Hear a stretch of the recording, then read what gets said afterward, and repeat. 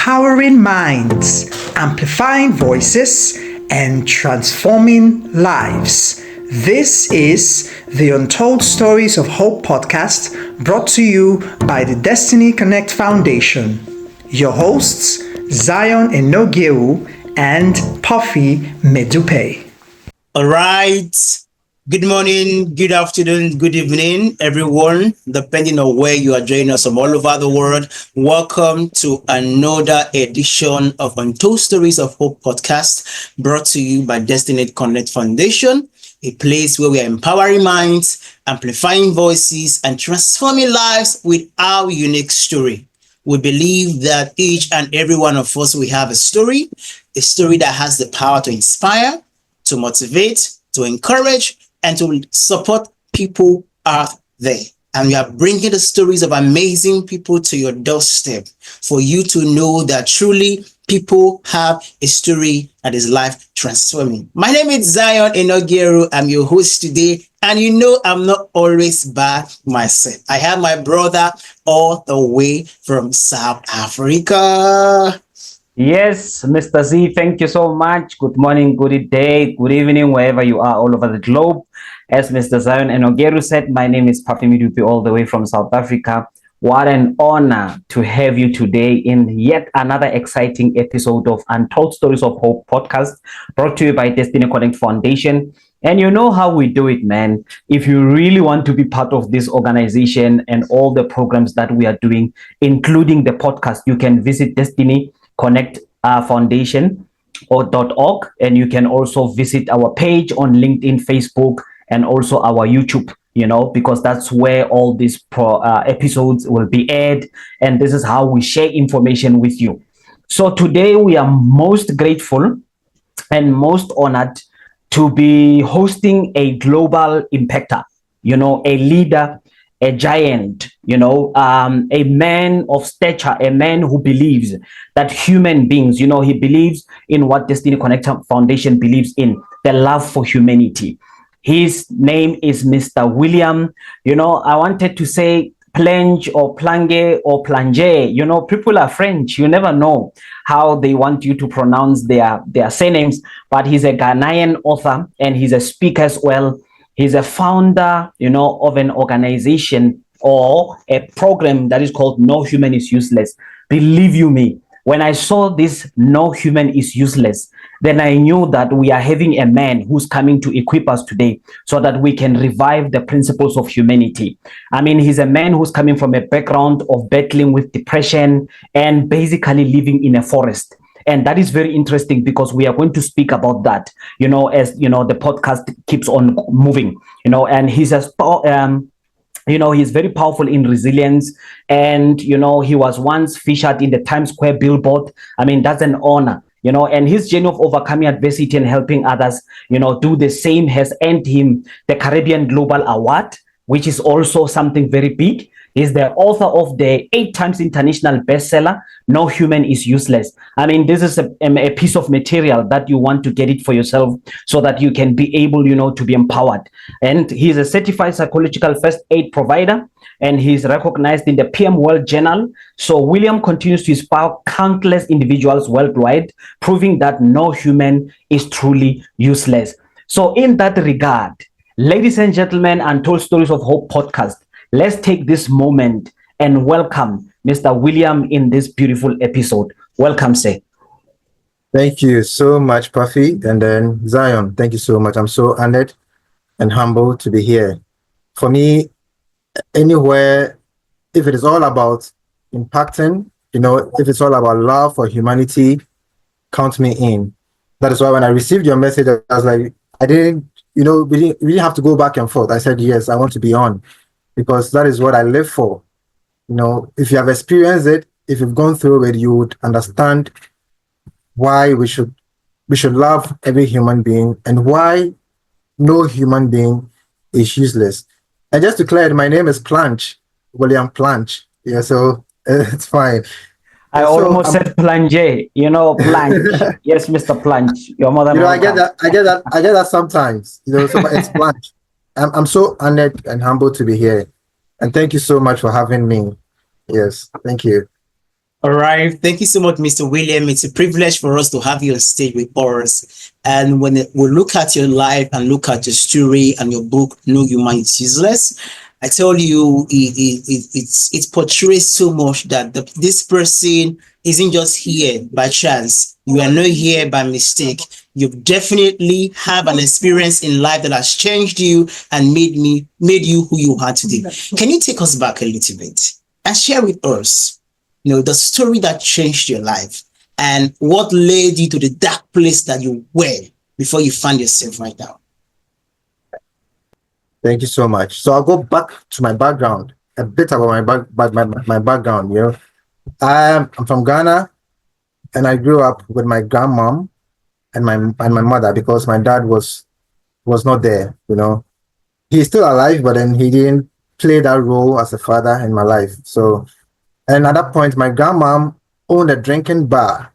So I grew up, selling alcohol in the drinking spot and sometimes cigarettes, and my daily routine was I go to school, I come back, sell, do my homework, go back to bed, go back to school, come back and sell. So my upbringing was selling in a bar, selling alcoholic beverages and then cigarettes and then all of that.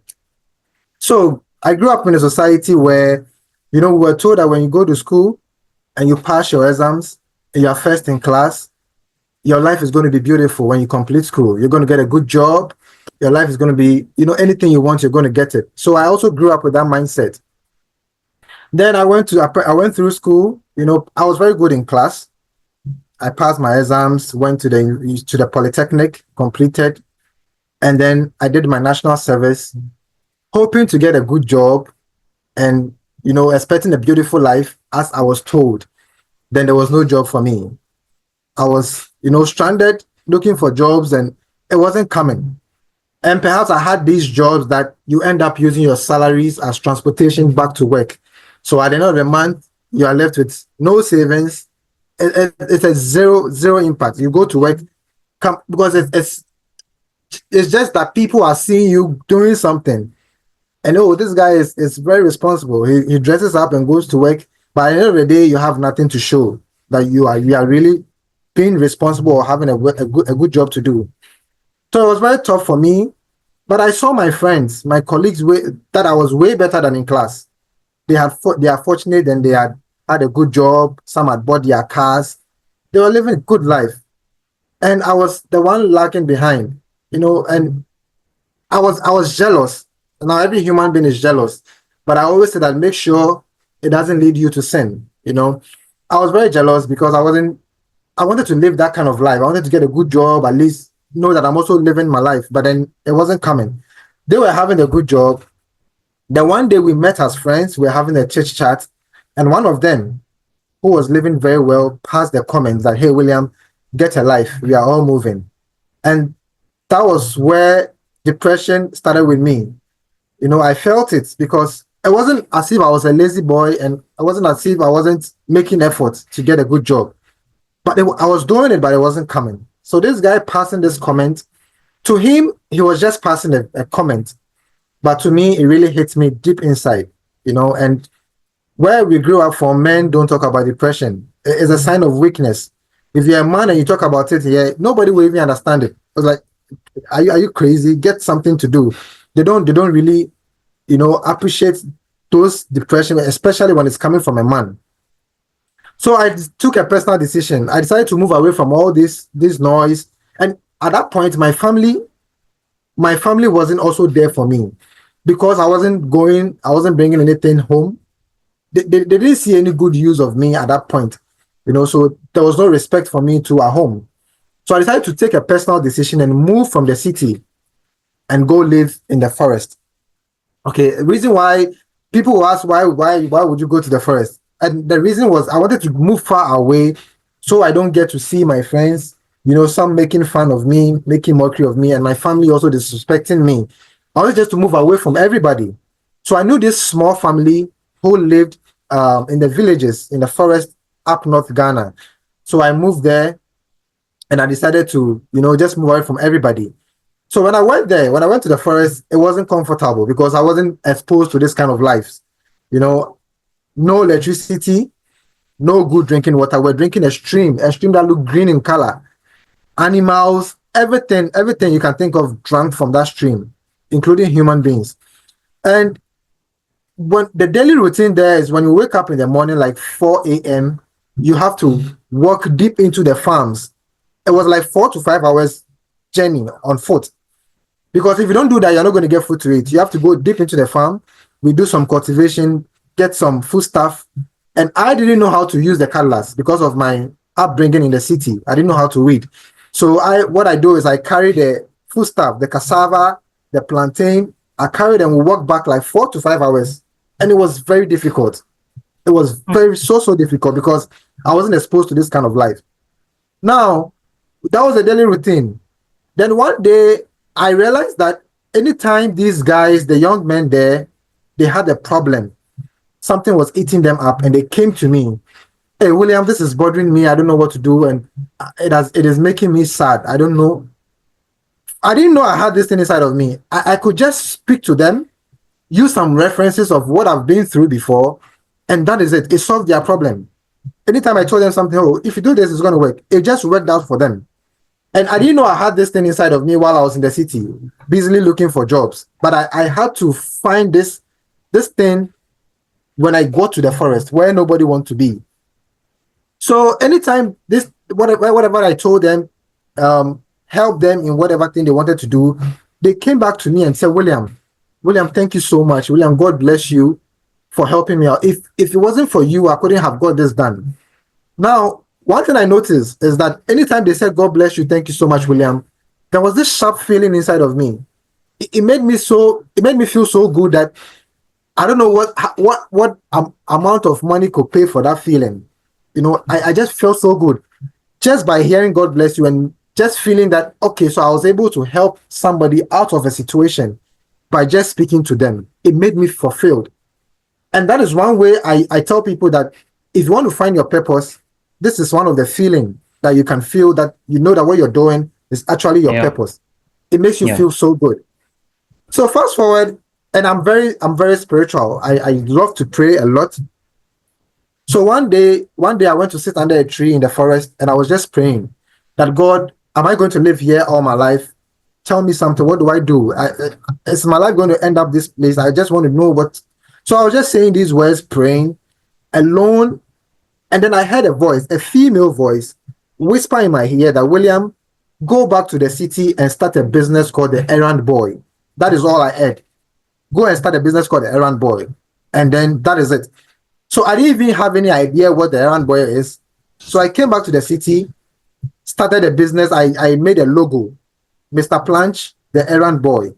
I was just posting them and I decided to help busy scheduled people in the community, like the lawyers, the judges, the policemen, those who didn't have time to pick their kids from school, those who didn't have time to go do the groceries at the market. I tell them, oh, I can do that for you. I set in and I do those rounds for them. It didn't come with a charge, but they were giving me tips. Oh, thank you for doing this for me, for solving this problem for me and all of it. So I was doing this thing. And anytime these people said, God bless you, William, thank you for helping me pick up my kids from school, that feeling I had in the forest, it came back again. Very sharp feeling. And it made me feel so good. Like I've been able to solve somebody's problem and they said, God bless you, thank you. That is it. It made me feel so good. So I began to have contact with these high profile people in the community. They became my friends. Yeah. Anytime I need something, I can just text them and they were like, oh, come over, let me help you out. And that's it. So fast forward, I started a business in Ghana. We have a market we call it Kantamanto. When you use clothes from the UK, the US, it comes here, they dump it there. And if you want the best of clothes, you need to go there as early as 3 a.m. So I started this business. I go there 3 a.m., make some selections, get some used clothes. I come back home, wash them, iron them, and I take pictures.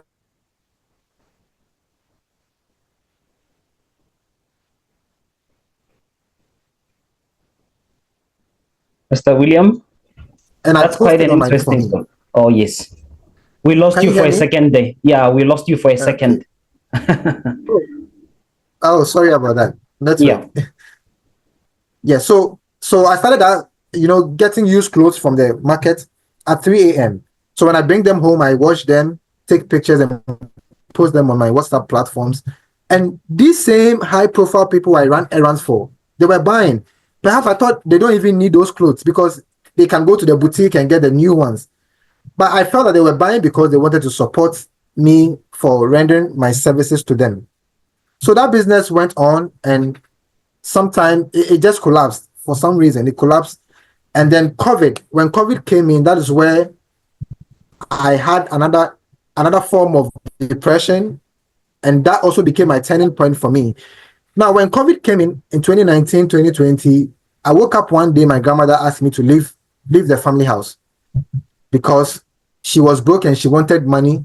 So she wants to rent my room and then she can make money for herself. But I thought it was a joke. Yeah. One day I stepped out, I came back and she had packed all my stuff at the gate that, hey, William, live my life. Leave the house. You are way over 18 years. You need to go live your life. And at that point, I felt my life had come to an end because I had no good job and I didn't know where to go. Then I went to her church to report this issue to the members of the church that they should come and plead on my behalf. Now, these people came, they talked to my grandmom, and my grandmom says the church didn't build the house for her. It's her own house, and she decided what to do with the house, so I should leave. Then I had to leave. So I left and went to find a small wooden structure, a ghetto. Like, I had to squeeze myself like this to get into that room. And at that point, I felt that is the end of my life because I didn't know what to do next. So I wake up every morning crying and praying. That was what I was doing. I was just crying and praying, God help me out and all of that. And I jumped on LinkedIn. That was when I jumped on LinkedIn. I shared a post of me in the forest, a picture of me in the forest. And then I wrote a motivational message that sometimes you need to leave your comfort zone to find your purpose. And that's why I was able to find that I was able to speak to people in the forest and got their problems solved. So I just shared this random post, and this white man from the US saw my post and said, like, William, I think you have a beautiful story. Let me introduce you to this group in the States. And if you want to, you can share your story with them. I'm like, cool, I want to do it. So they set up a meeting, me and about 50 businessmen and women from the US. I told them my story. And before the meeting, I discovered these marks that I was doing. I call it the invisible marks. And these marks are black. Yes, but I can put any image on it. So I put an image of the CEO of that networking group on it. Then after sharing my story, I brought the mark out. And this is hot water. So I told them that this is who we are. We are humans. And when we are not aware of what you have inside of you, you look black like this. And people feel you are useless. But sometimes this hot water signifies the pain, the struggles that we go through in life. And I told them, this pain and struggles doesn't mean our life should come to an end. It means that it is something that is going to trigger the beautiful hidden talent we have inside of us out. To come out. For the world to see. Exactly. So when I was saying this, the image of the CEO just popped up like this. And I told them that this is who we are. This mark was black initially because, we weren't seeing anything beautiful. But when hot water went into it, it revealed this image. And so in life, when we go through struggles and pain, uncomfortable situations, it is a wake-up call for us to find the missing talent inside of us that we've been ignoring. Yeah. So when I shared this message, I showed them this mark. They were all like, "Wow, William, wow!" That's powerful. At that point, most of them were giving up because of COVID. Yeah. But when I showed them this, they were like, "William, if you have gone through all these struggles and you are still pushing, then we can also do it because we have the money. We are not going through any struggles. We are just thinking COVID is messing things up." So I gave them a wake-up call that day. And the next thing I saw myself doing, I started shipping these mugs from Ghana to the US. And they were paying me in dollars. From what you're saying, William, this is very, powerful, and it's quite a story and a testimony that a lot of people will find hope through. And one person once said to me, great leaders are made during times of uncertainty. And one of the things that I'm picking up, it's the amount of rejection that you have faced, especially when you went to stay now in the forest, in that small village with a lot of discomfort and a lot of challenging circumstances that you were not used to. And it's because of the rejection that you faced in the city, and Yeah. and somewhere, somehow, you become broken and you become in a dark place that no one understands except yourself. You are the one who knows the challenges you are facing. Now, Yeah. one of the questions we wanted to ask you is, how long were you in the forest? Because some people are going through dark seasons and dark phases in life, and they feel like it has been too long. It has gone way overboard. How long were you there? And the second thing that I want you to talk about, after struggling with the depression and isolation, what was it like for you re-entering the society? Did you face any doubt? Did you face any rejection? Did you somehow felt condemned and all those things? Thank you very much. So firstly, I was in the forest for 6 months. I was there for 6 months. Yes. And the second question with the depression, you know, I felt all hope was lost. I felt rejected. I felt like my life had come to an end. There was no way out. There was no way out for it to be done. Like for me to come out of this. That was the feeling. But I never thought of suicide because that was out of the way. I didn't think of that. But people go through that and think of suicide. And one thing I just want to tell people that depression is not physical. So you can't fight it with a pill, or it's more of spiritual than the physical. Okay, so I think one of the things that helped me was being spiritual and being prayerful. I think that's something that kept me going.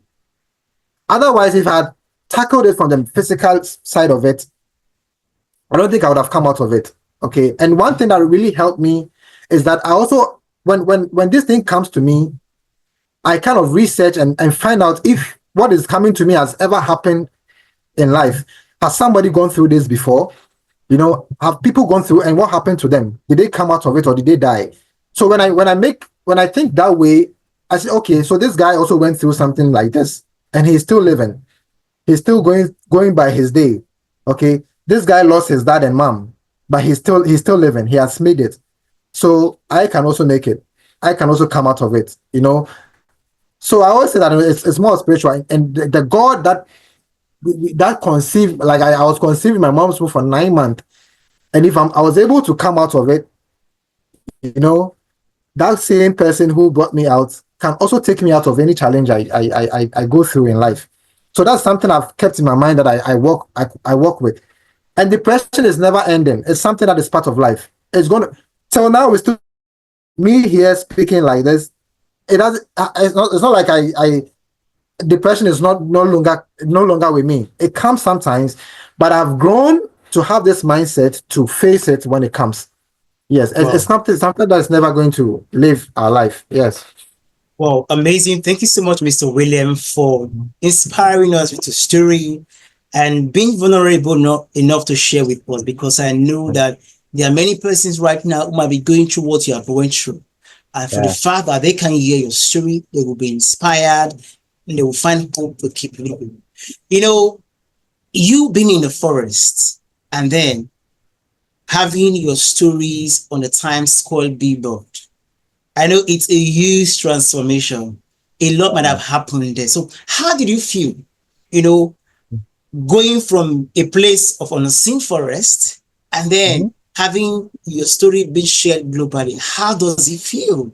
How does it feel? I just want you to share with us, because it's an exciting journey, and I believe that there will be so many emotions within you. Can you share with us how you felt, from the transformation of being in the forest and now having your story be shared all over the world?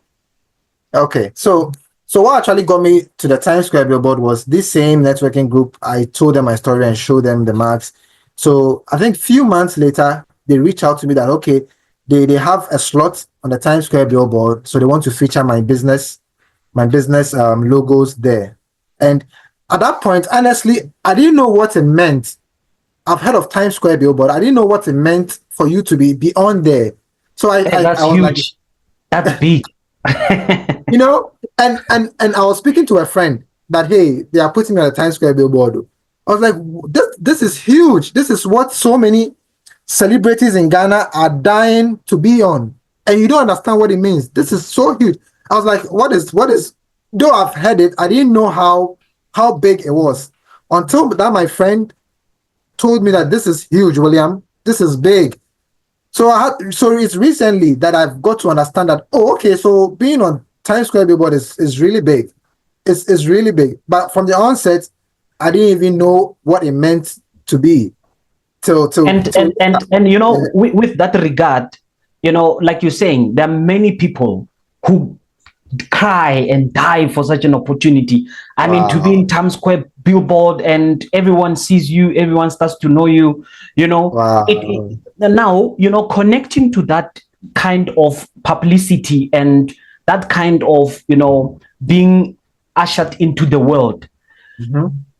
How did the phrase "no human is useless" become your life's mission? You know, you spoke a lot of powerful things about when you started, you were in the forest and there are some broken men who came to you and you would say something to them and they will start changing, their lives would be different, and you went back to the city.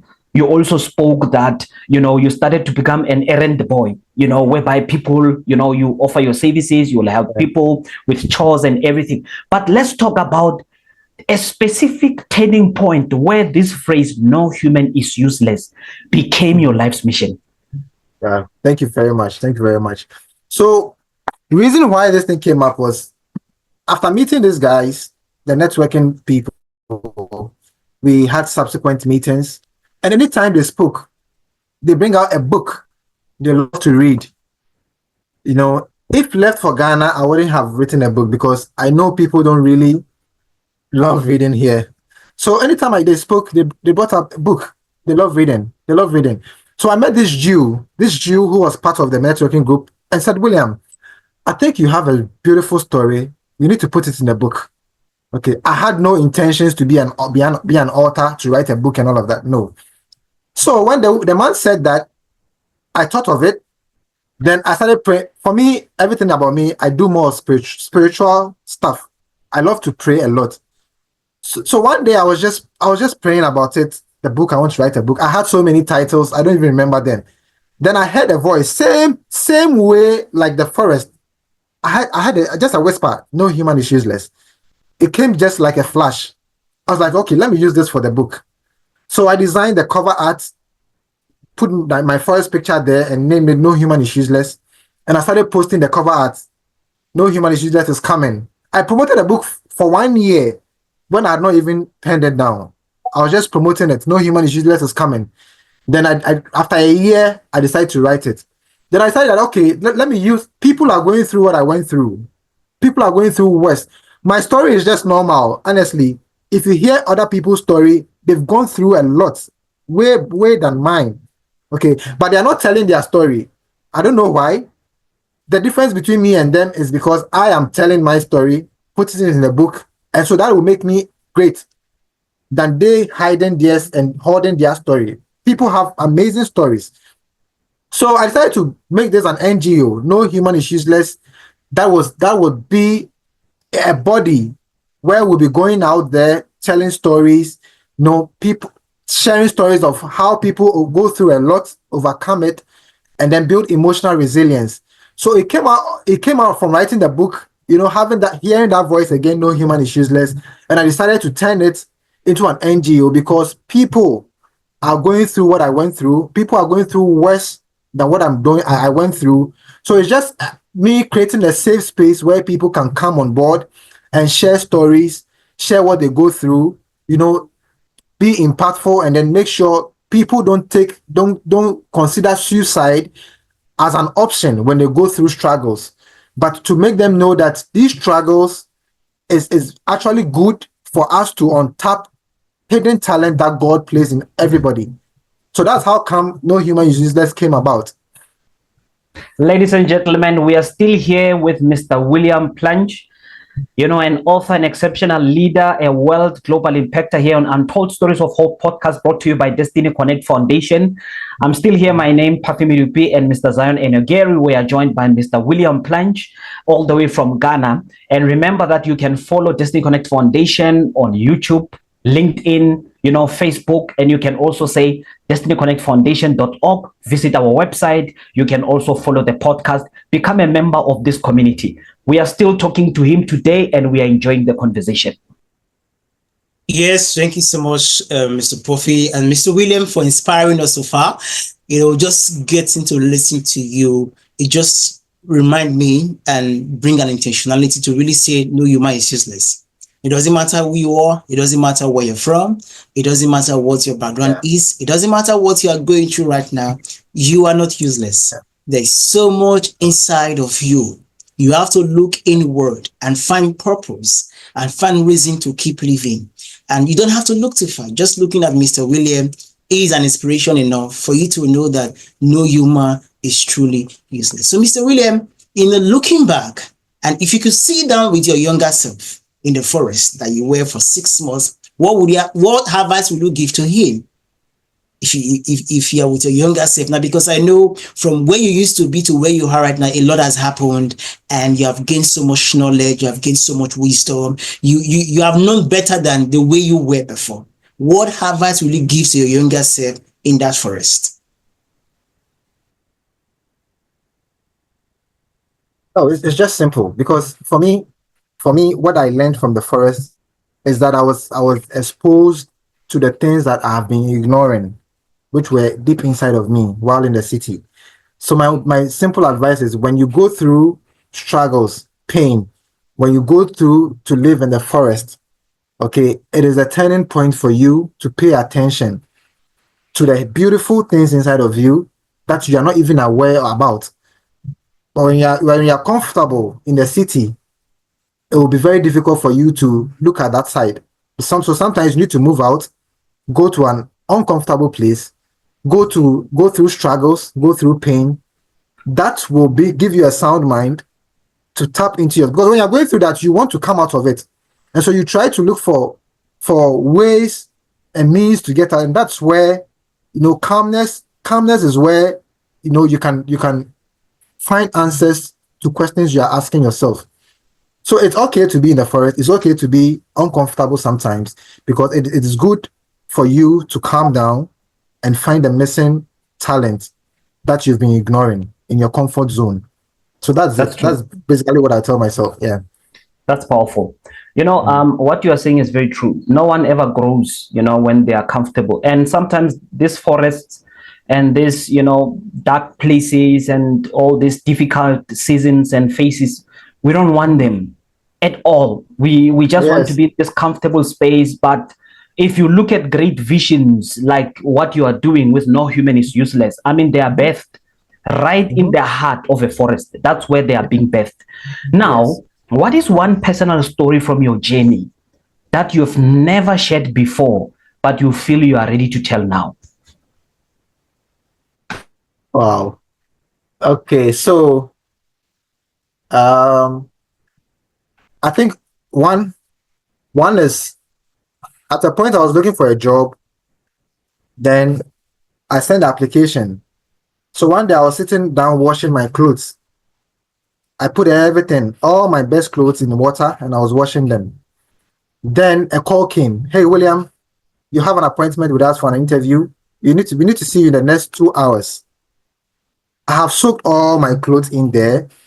Now, what do I wear to this interview? And I needed a job badly. So I had this boxer shorts, which was half torn, like underpants. It was torn, like almost ripped off into two. So I put that on, went to a friend to borrow a shirt, and then the only thing I had on me, which was mine, was the boxer shorts, and it was half torn. So I wore it, went to borrow, and I went to the interview. When I was going to the interview, I was thinking, what if something happens to me and then maybe I collapse and then they come to carry me and they see that my boxer shorts is half torn? That's going to be a disgrace.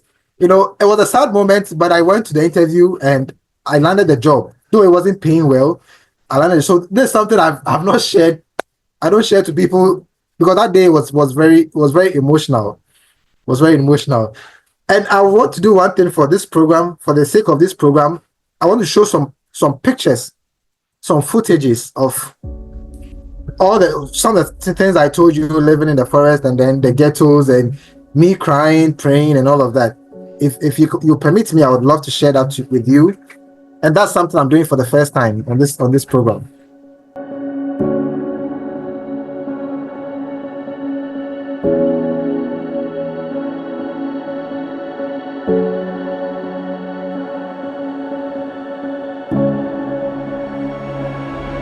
William, that got me laughing. That got me cracked up. I could imagine the things that was going through your head for you to think about that. And I'm glad you didn't collapse on the way. You actually got the job. You didn't have to worry about taking you to the hospital and then seeing your other way being cut into two. Wow, that's amazing. Imagine from someone who was lost in the forest, having to go to the farm working for 4 or 5 hours on the way, and then winning the Caribbean Global Award. You could see it's like two parallel lines, two different lines, but at the end of the day, there is a deep connection. At the end of the day, there's a dots being connected. And there might be people right now who might be in their forest, and they might be thinking nothing good can come out of them because of what they're going through right now. They might be thinking, oh, my life is not worth it. My life is useless. I'm in this forest. Oh, maybe I might die here. But for you, you had a goal, you had a vision, even though you didn't have a clue, but you knew that something good can come out of you. Now, I'm sure that must be a very unreal moment, considering the fact that just 3 years ago, you were in the forest, looking confused, looking tired, looking depressed, but then you are standing on the global stage and winning the Caribbean Global Award. Now, from those experiences of winning the award, what personal story stood out most for you for that experience? Imagine you being where you are and then winning a global award. What personal story stood out for you in that experience? All right, thank you, Zion. And I want to commend you saying I was clueless in the forest. Though I was totally clueless. I didn't know what was going to happen, honestly, and that's the whole truth. That's the whole truth. I was so clueless. Now, when I jumped on LinkedIn and I had these connections, I decided to take this mandate of motivating as I want to take it personal and do it, go all out with it. So every day I was posting motivational messages and all of those stuff. So for 1 year, not knowing this Caribbean Global Awards people, they were monitoring me for that whole 1 year, but they never comment on my post. They never liked it. They never did anything. But I always tell people that, forget about people not liking and commenting. People are really watching you. People are watching what you're doing. So they just reach out to me. Hey, William, we've been following you for a year. We love what you do with depression and mental health and then the motivational messages. We really love it. We are having our first edition of the Caribbean Global Awards in the UK, and we want to nominate you. I thought it was a joke. I was like, okay, cool.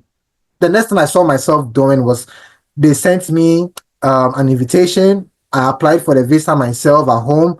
I had the visa. I flew to UK, and on the flight, I cried. I was like, if somebody had told me you sit on a flight and go to the UK, I'll say you're a big liar, because where I'm coming from, there was no sign that you're going to travel for an award or something like that. So on the flight, I cried. I shed tears.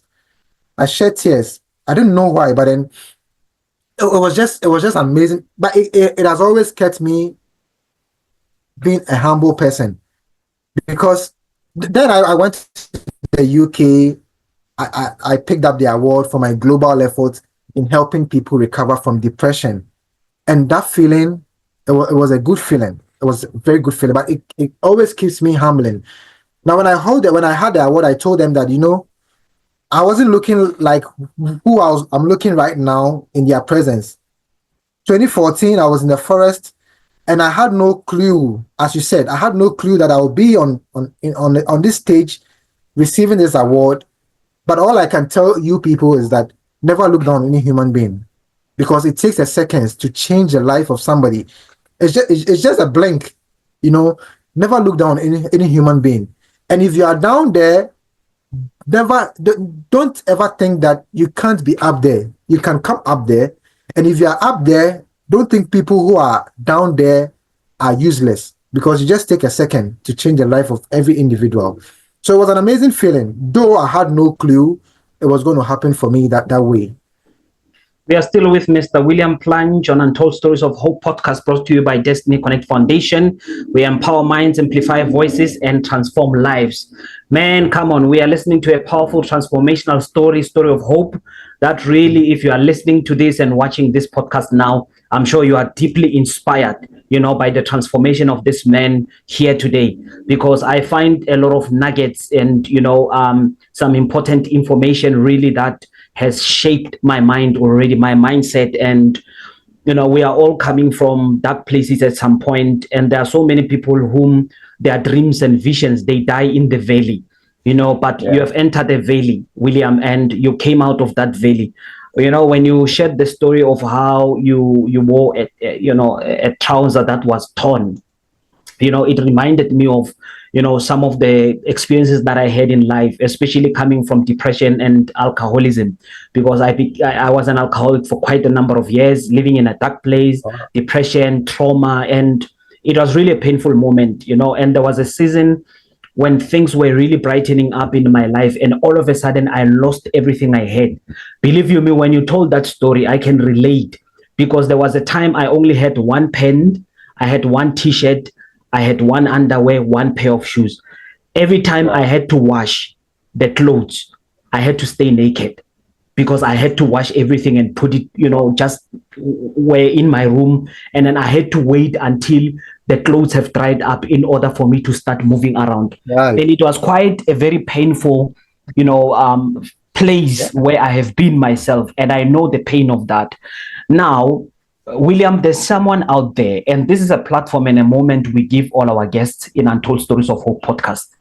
There's someone out there who is in a similar situation or worse than what you have been through, or related to what we have been through. There's someone who's about to give up, or they feel like they don't want to carry on with life anymore.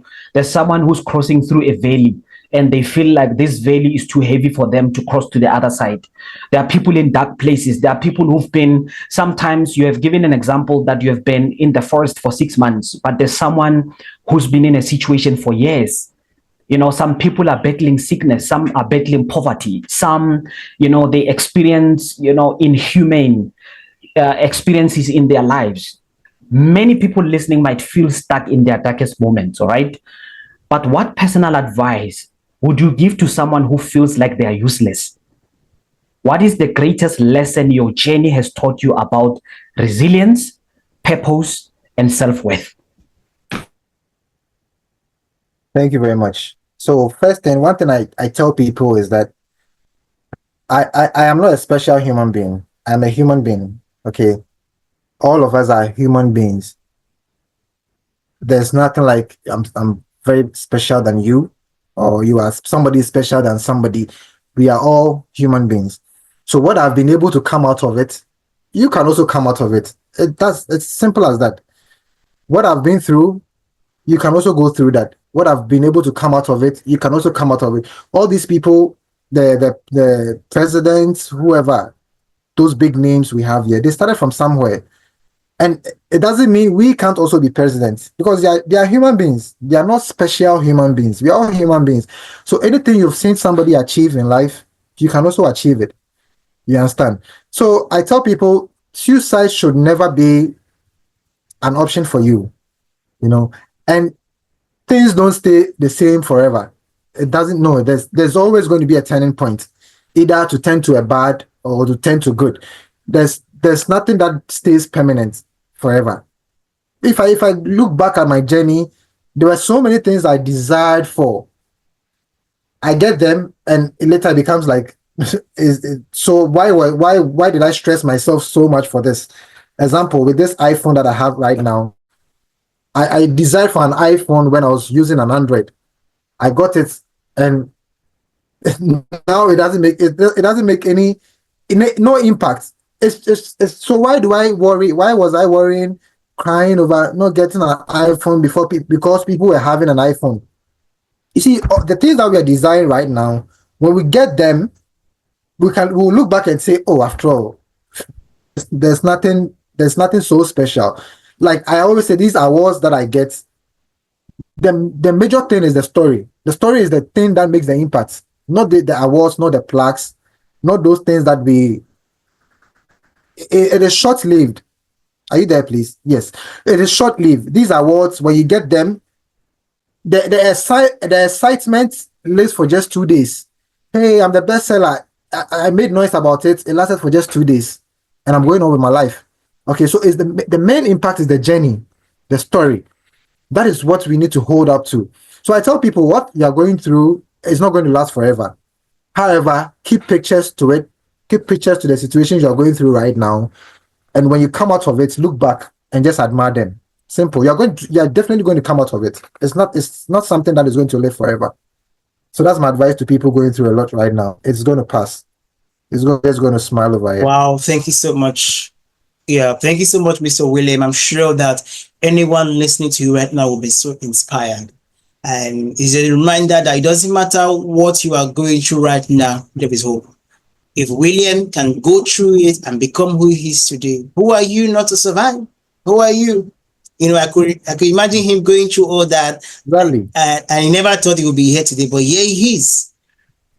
Going through all that with so much resilience, commitment, dedication, consistencies, living in his comfort zone. But then he kept growing and becoming who he is today. So it's a big encouragement to everyone out there.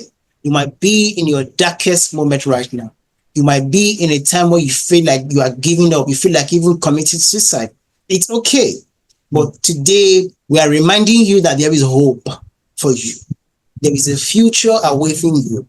There is greatness within and inside of you that you must realize that no human is useless. Mr. William, thank you so much. Lastly, we want you to share with us, for anyone who wants to reach out to you, want to contact you, just to hear from you on a one-on-one, to be inspired or getting your book, how can they reach out to you?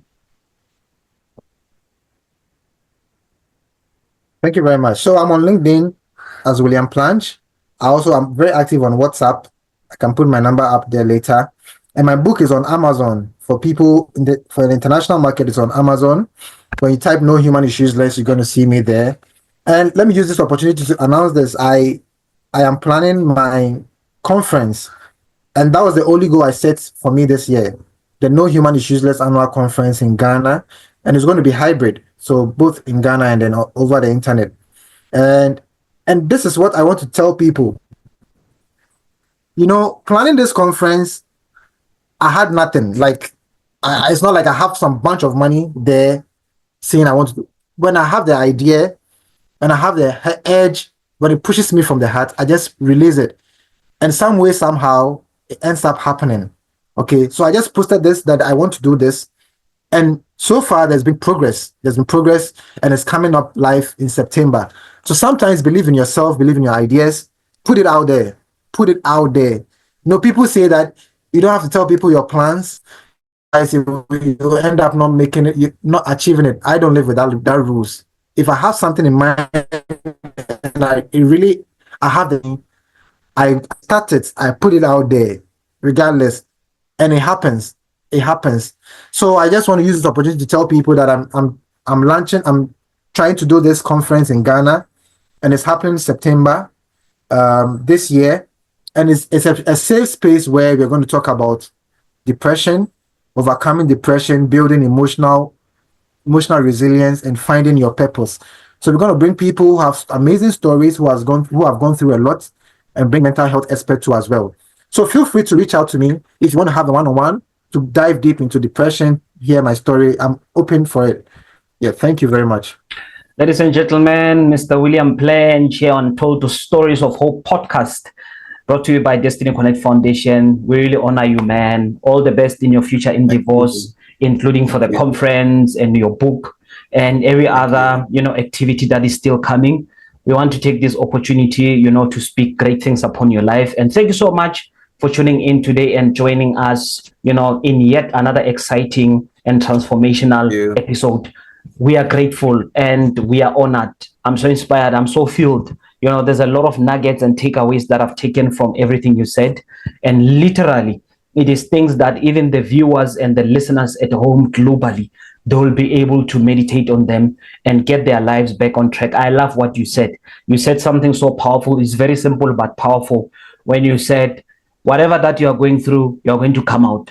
There's no way you can stay in a situation and stay in there forever. So thank you, ladies and gentlemen. My name is Pafemi Dupi, all the way from South Africa, and we are grateful. Mr. Zion Enogeru. Yes, thank you so much, Mr. Puffy, and to you, Mr. William, as well, and to everyone who'll be listening to this podcast. We encourage you that indeed life is full of possibilities. There's so much you can achieve when you keep going. Don't give up. It might be tough right now. It might look challenging right now. But look at Mr. Williams' face. Look at how fresh and how handsome he is right now. He is a testament that anyone can become anybody they want to be. I remain your host, Zion Enogeru. Till we meet again in our next episode. Keep being amazing. Keep being the best person that you are, because your life is destined for greatness. All right, everyone. Bye-bye. Thank you for joining us on today's episode of Untold Stories of Hope podcast. We hope you enjoyed and you were inspired by today's conversation.